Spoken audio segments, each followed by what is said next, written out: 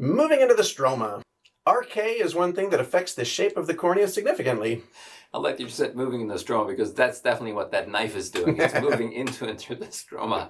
It's an old procedure from the 80s to 90s. It stopped with LASIK pretty much, but thankfully. Partial thickness cuts, those patients are still around. It's not 45 years ago.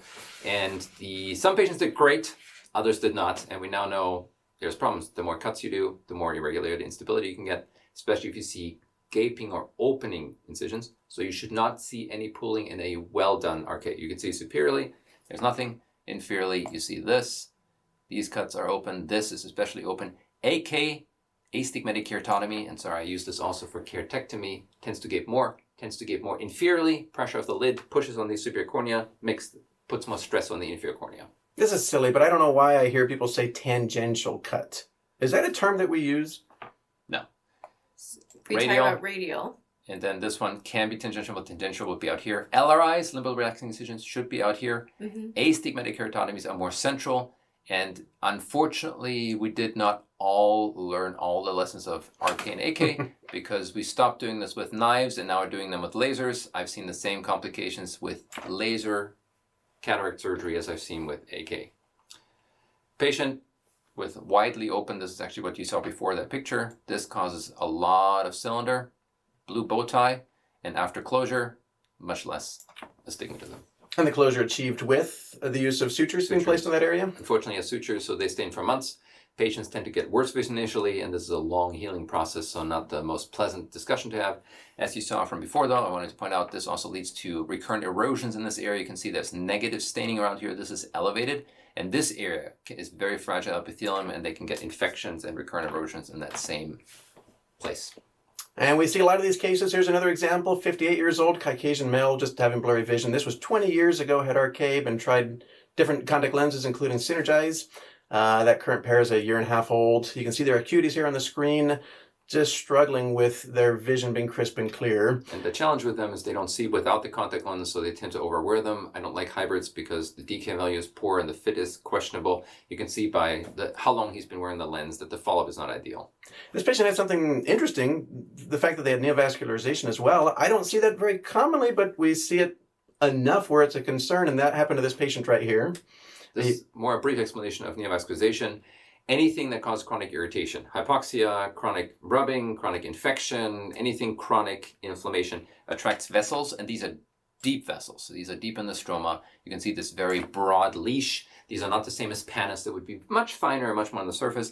You can also tell by the nice beam and by this reflex that this area is not very irregular, meaning, again, deep vessels, not superficial. Yeah, determining the depth is really important. Doing a corneal wedge is probably the most effective, so just be mindful and just do a thorough exam in determining the actual depth of the vessels. Treatment, and this is the reason for the vessels. You can see this chronic irritation. This is poorly fit contact lenses in that elevated area. We'll go briefly what the RK causes in the cornea. And this chronic punctate irritation. Again, patient felt better with a contact lens, without more irritation. Yeah, how do we stop that vasculature? So briefly, remove the cause, refit contact lenses, remove the effect, cauterize the vessel at the base, so out here, that closes them off. In this particular case, I also used Avastin to try and decrease the current stimulus of new vessel production. Do you know the timeline here? How long is it going to take from treatment to looking like this? This took a few months. 3 months, I think, we have a follow-up, and this was the follow-up picture. And obviously a patient that needed all this intervention to have a good outcome in the long term. Sadly, again, lost the follow-up in some ways. He is not particularly keen on following up frequently. And the neovascularization is not easily removed. It takes a very long time, and especially with Avastin, the effect can be very short-lived. Just some information on the contact lens fit, and then that 3-month timeline is important to remember that this will take a little time for this to go away. But looking at that contact lens fit can help your patients not develop these type of complications in the first place, and then refitting them with a proper lens can be very helpful for those patients. But they needed the extra treatment, of course, with what was mentioned. A brief review on what RK looks like on Pentacam and what it does. So RK, remember again, you take the cornea and basically in a sense push down the center so you get an elbow in the periphery. That's so you get flattening on your first axial scan. And then here on you get a little bit of an elbow in the front. This tends to be the AK, which you also see in this flat astigmatism bow tie. The posterior elevation shows you again this elbow, kind of this circle around, and you also see this in the center. This particular area, if you see thinning in the periphery or thinner pachymetry value, this is not ectasia per se, it's just one of the AK incision that has opened up more. And if you think of an incision that opens up, that means it gets thinner.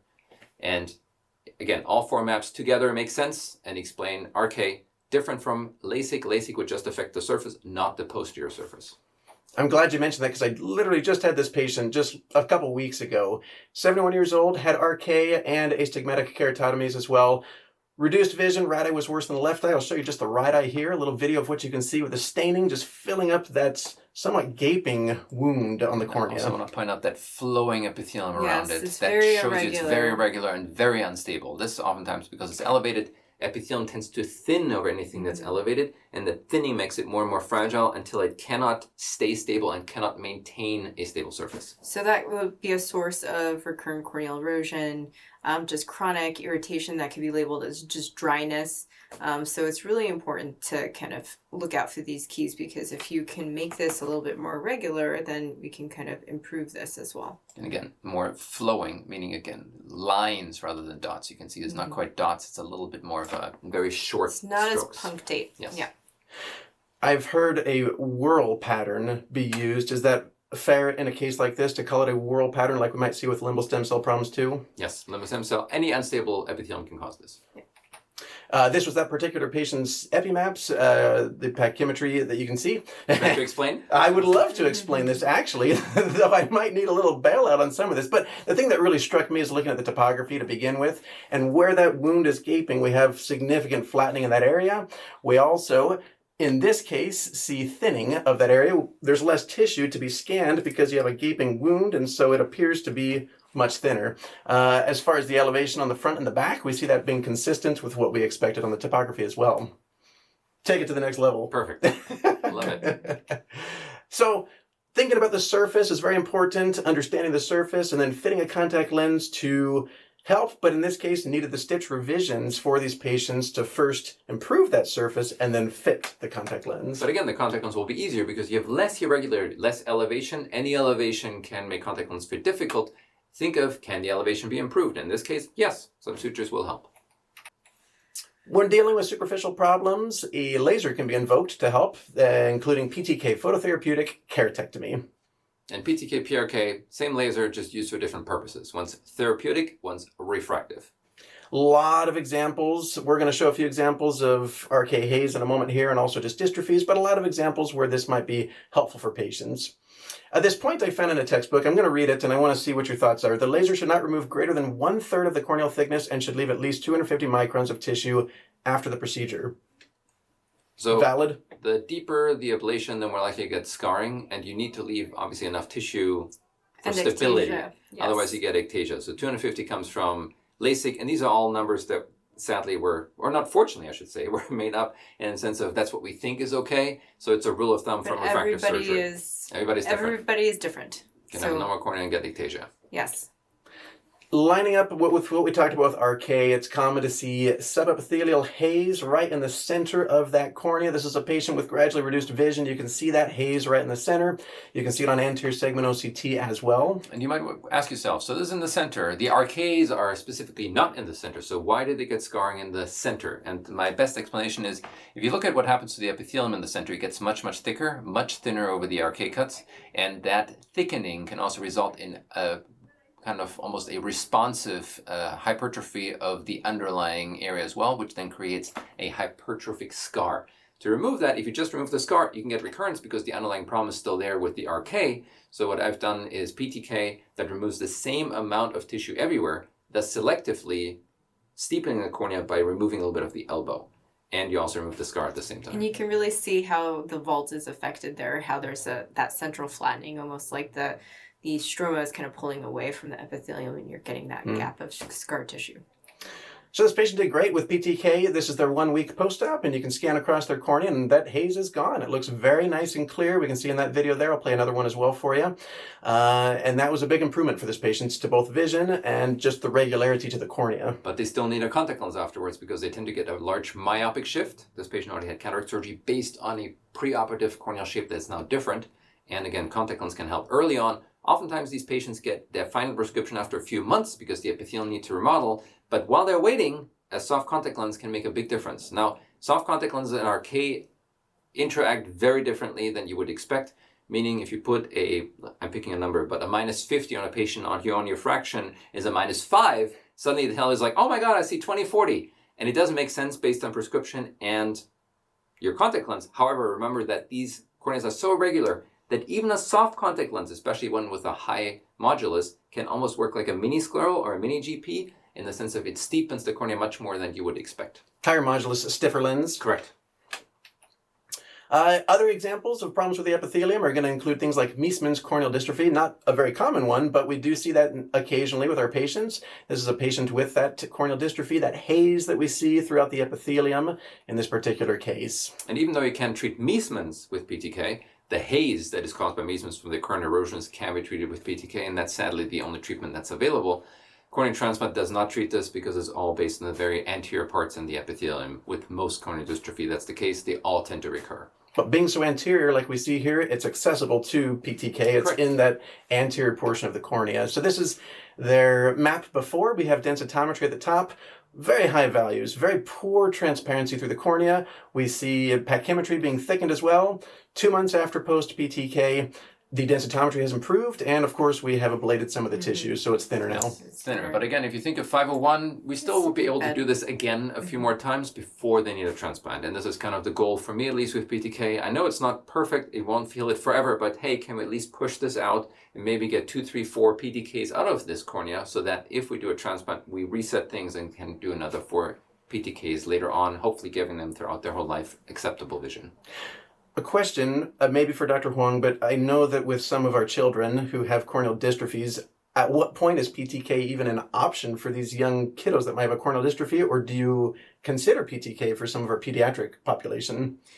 It really is a question of visual significance because, as you know, with amblyopia, you can kind of set the vision at a very low baseline. But luckily, a lot of these dystrophies occur over time. And so in the younger years, the vision's pretty acceptable. And so the case of PTK in these instances, usually it's not so aggressive. Usually we're doing it kind of later in life.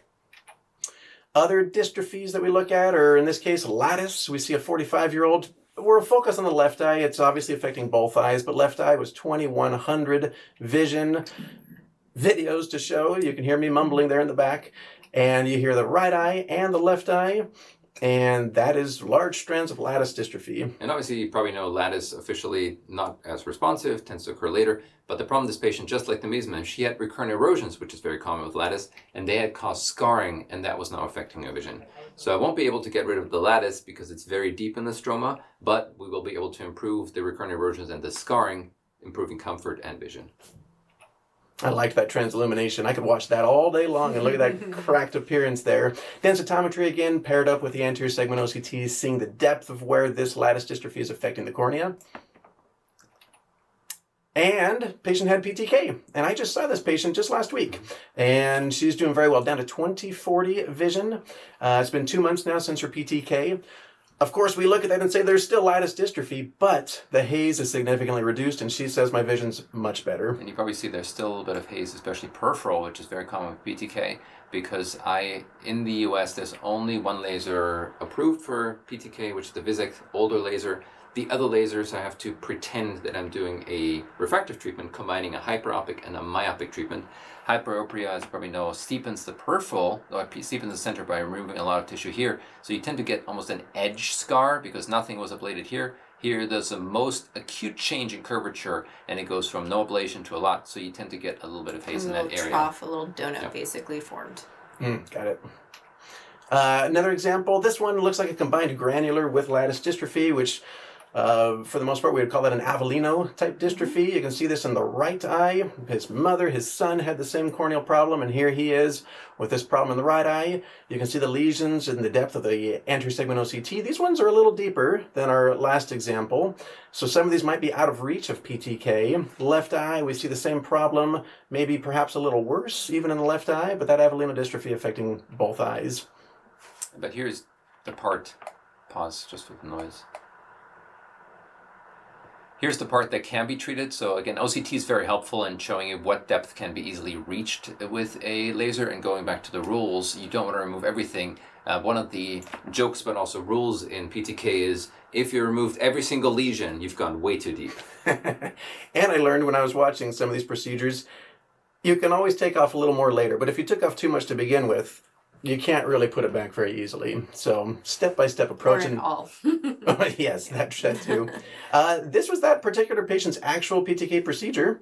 And you kind of see this flying spot pattern of the newer lasers. Mm-hmm. The 91 microns sounds like a lot, but remember I removed epithelium and stroma. The reason is epithelium tends to mask a lot of those irregularities, and now we're in the stroma, you can see this gets much more rough, and so the only probably last 40 microns or so are actually stromal ablation, removing the scar tissue. I could watch this all day. I love watching that. Those little flickering lights and just that pattern. Like you mentioned, there's really two treatments you put in. It's the myopic and the hyperopic to try to create the even ablation throughout the cornea. Is that correct? Yes, and also not to induce too much refractive change, otherwise the patient would be a +5, which is not usually clear but not happy. Happy, yeah.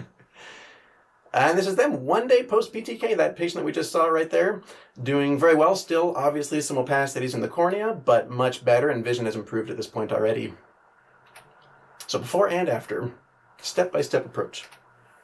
You definitely will be seeing keratoconus. We all do, and this is an important topic to look at right now.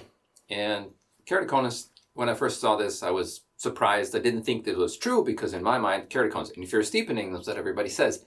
However, the most common location tends to be centrally, and the reason why I didn't think of it, and I think overall we don't think of it, is it tends to be recognized later, and it can still be corrected with glasses. Because in the center, if it's very centralized, you'll just see progressive myopia, progressive astigmatism, but you don't need a contact lens, or there's no irregular astigmatism.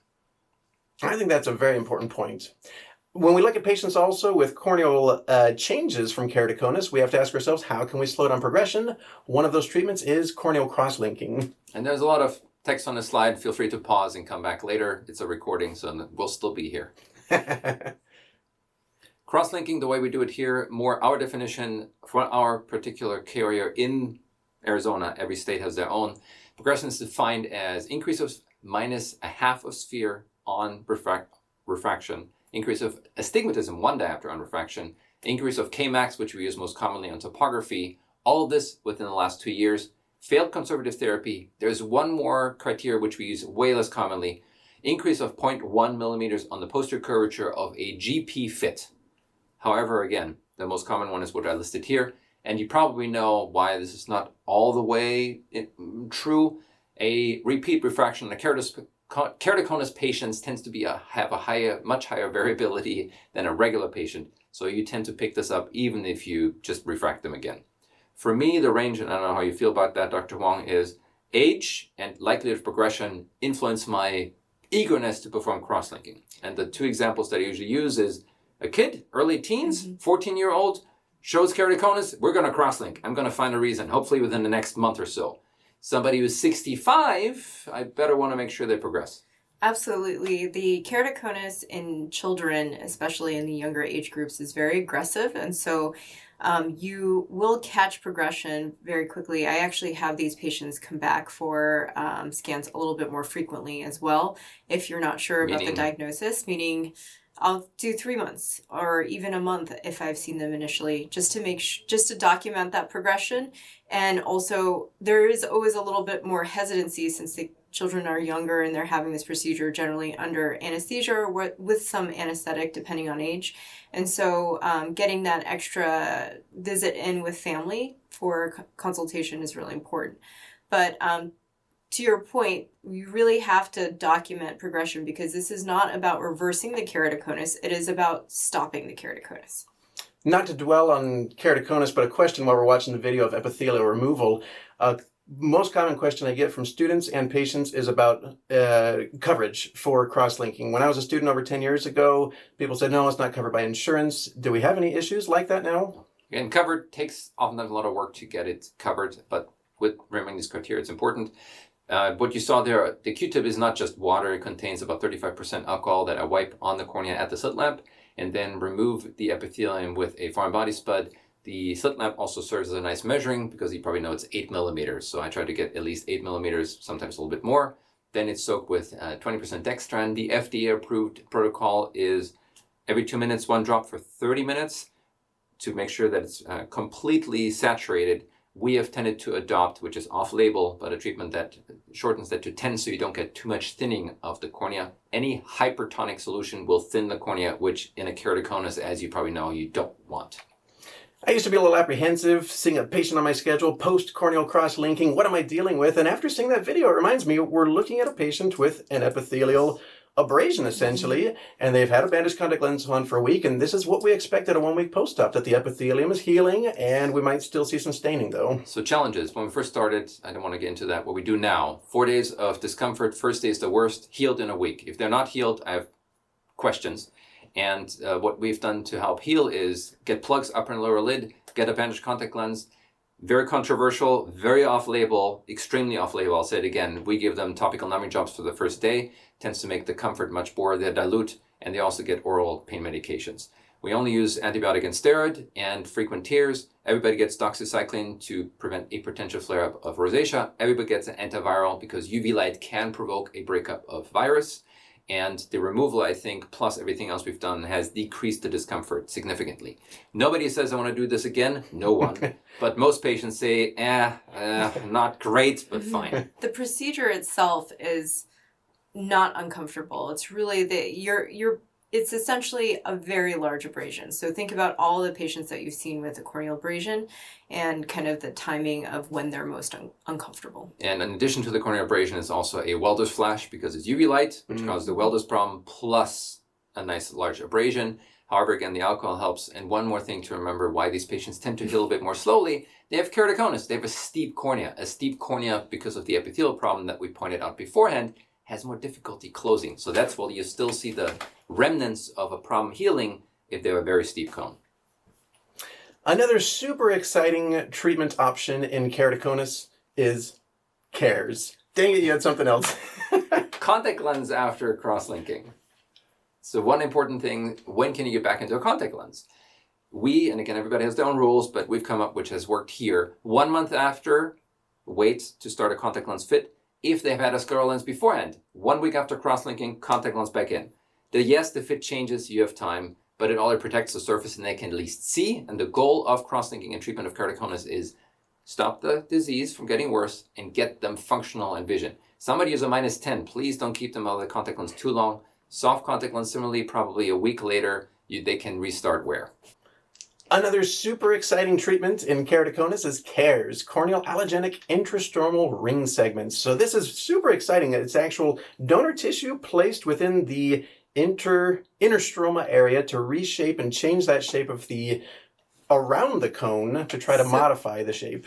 You want to think about intacts, except this is actually corneal tissue as a segment instead of the plastic intacts that traditionally was used in the past. And you can see it almost develops a fusiform pattern, kind of much more gentle to the cornea. This is placed in an old intact channel, and this is the first CARES was developed in India, Susan Jacobs.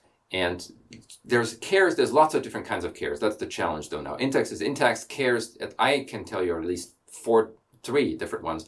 Susan Jacob CARES, there's CTAC that you hear talked a lot, it's the same, or there's Care Natural. So all the companies trying to brand and make sure they know it's their tissue, and they do have differences, just know what you're dealing with and don't say all CARES are the same. One question of clarification, you said this is an old Intex channel. So in some cases, Intex could be removed and this could be used as a replacement tissue, but other cases it doesn't have to be an Intex channel. You can create your new channel with the femtosecond laser. I do create a new channel. Exactly. A little bit later. It's very different, the parameters Yes. for Intex versus CARES. Very good. This is a good example. We see this on the topography, a fairly classic keratoconus patient. And I look at this and I think, is there something that can go around that cone to provide support and boost and lift that area up a little bit? And this is the actual surgical procedure, starting with the femtosecond laser, creating the arc-shaped channel. Doesn't take very long for that portion, and we're going to see the rest of the surgery. And it's down to 4 millimeters, so pretty close to the pupil. Intex are way further out, 6 millimeters. Intex have a problem because they have sharp edges that create a lot of glare. This is much smoother. meaning you don't get glare. You get a little bit of haziness and cloudiness, as you'll see from the implanted tissue. But this is at the time of surgery. The channel is created, opened up. It's there, but this just opens it up a little bit more with this instrument, so you can see what the patient's doing while you're actually opening it. Once the channel is open and created, you just pull in the tissue, and that's the whole procedure. Can be reversed. You just pull it back out. These instruments were specifically made, and this is the Istanbul nomogram by Dr. Kilic, who came up with this using Care Natural. So again, just to know what the different particular cares pattern of this is Care Natural, and the tissue is trimmed to the size of the tunnel. And if you think of it almost like a push-up bra, that's one easy way to remember what the tissue actually does.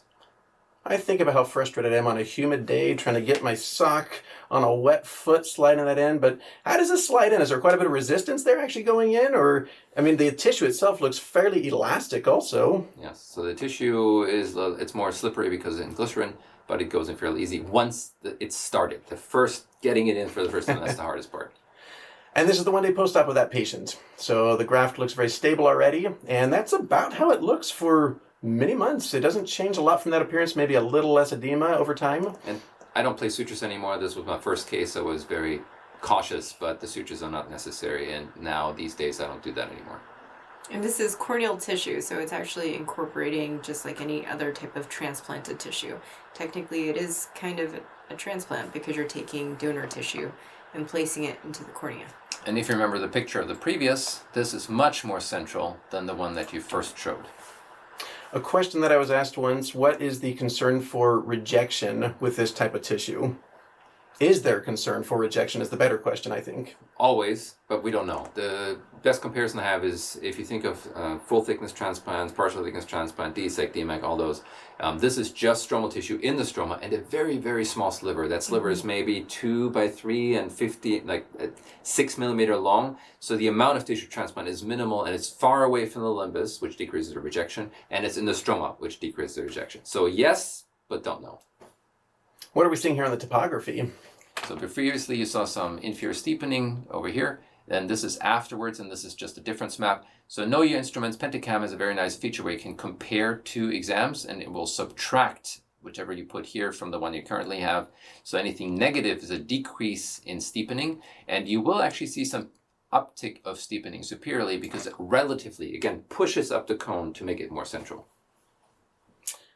This is now 5-month post-op appearance. That stability you see in the cornea with that tissue in place. At this point, the stitches are gone, and like was mentioned, stitches are not used now with cares, but it looks nice and stable, providing a good flattening to the central area over where the cone was and normalizing the shape of that actual cornea. And I'm sure some people say correctly, wait, this patient is pseudophakic now. Wasn't the previous one phakic? Correct. So we put cares in first and then waited 6 months or 5 months, I forget, and then put in IOLs. The calculations were more straightforward and with keratoconus patients, and the patient overall had a good refractive outcome too. More examples of topographies here to look at. Short summary again, all 4 maps need to make sense. Inferior steepening, thinning in the same spot, posterior elevation, and anterior elevation. And a lot of the same here. Yeah. How does this change the actual contact lens fit afterwards, or does it impact the actual scleral fit? If somebody was in sclerals before cares, what's going to change there for the fitting afterwards? Compared to Intex, it changes it less because it's much more central. And for the people that we fit with scleral lenses, and by we, I mean obviously our contact lens fitters, not myself, they have noticed it affects the fit less than you would expect from other interventions.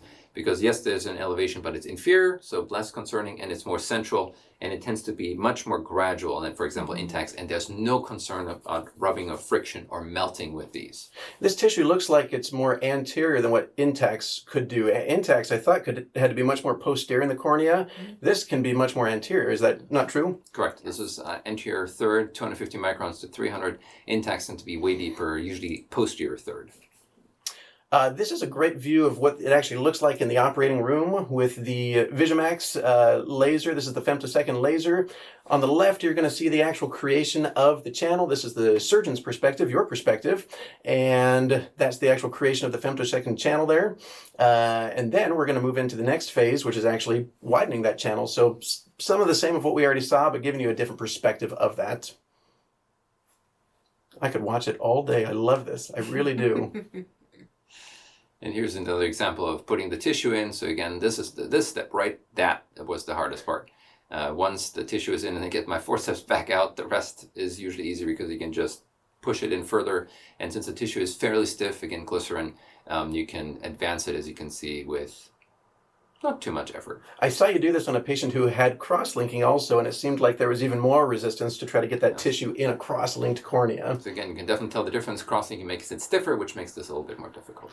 And you can do cross-linking before and or after the procedure. And also the clarity of the segment does actually improve over time as it incorporates. And if you want more effect, do the cares before cross-linking. If it's time is of the essence, the patient's progressing, I would always do cross-linking first if you're not sure, and then do cares later. So again, can be done conjunction, afterwards, before, depends on what the goals are, depends on how the patient is functioning. And you can see in this case, the transparency is already much improved over some others. And again, it's human tissue, so there's some variability from patient to patient, from tissue to tissue, from case to case. I don't have it on the slide, but this particular patient had a significantly positive improvement to their refractive error. They were highly myopic with a lot of cylinder, and a lot of that was eliminated with the CARES tissue. Again, even though it makes it look like, oh, it's so straightforward and so easy, there is still an adaptation, there is still some change post-op. Not everybody sees better right away. Some people have some haze, some people have some swelling. I just did a patient who said, it's 72 hours after surgery. Why is there still a haze and distortion? I'm like, you just had a corneal transplant. That's why. So time, patience, but again, patience is important. Maybe 96 hours, they can start asking that question, not quite. More videos of the same, just to give you a view of what that looks like at the slit lamp. It's really fun to look at, that tissue stays stable, and it's really a very rewarding patient base to manage and help with because of the improvement to their vision, and now you're going to go back and fit them with a scleral lens and get them even better than they could have been before. And that's a good point. Best vision is always still with a scleral lens. Just get them slightly less dependent on them, meaning they can function better without the lens, but they will usually not be out of a scleral lens. And more topographies to show what that looks like 6 months and a year after in each eye, respectively. I had one student ask, which is important, like, but what about the steeping in the periphery? Do they still have keratoconus? And again, remember, it's a relative change. So one they still do, but it's a relative change in curvature. And if you're going back to this, you remember that there is a drop-off. This is flatter, but now there's a huge drop-off out here, which leads to the same elbow as our case. So yes, the inferior steepening is not concerning and absolutely expected.